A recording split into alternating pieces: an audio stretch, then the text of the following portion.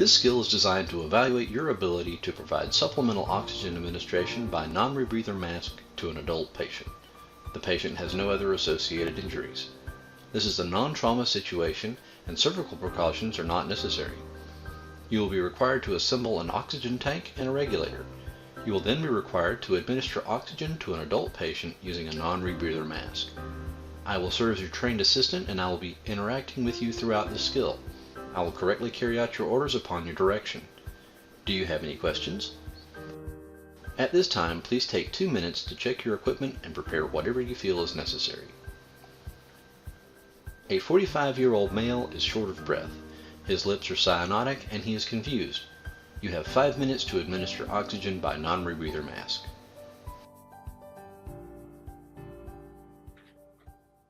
As you heard in this station, you'll be required to apply a non-rebreather mask using an oxygen cylinder that you must assemble before it's used. So we want to make sure that we have our PPE on, the appropriate gloves. We will make sure that we have everything we need. We have our oxygen cylinder. We have our regulator device. We also have the O2 wrench to be able to turn the oxygen cylinder on. And I have a non-rebreather mask.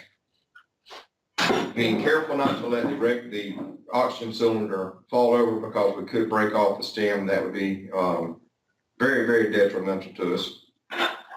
We need to crack the valve with the port being away from us just enough that we could blow out any residue, dust, or anything that may have collected in here during storage. Using the pin system, we'll line up the pin and install the regulator.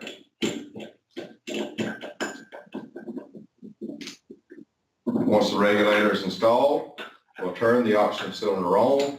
Quarter of a turn is adequate. We'll check the pressure in the tank, making sure that if it's a full tank that we should have around 2,000. Also checking for any leaks. We will then attach our non-rebreathing mask.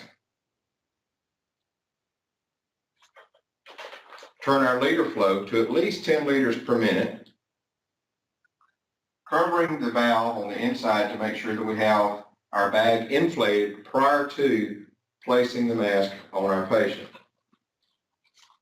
We'll then place the mask on the bridge of the patient's nose, strap around the back of the head,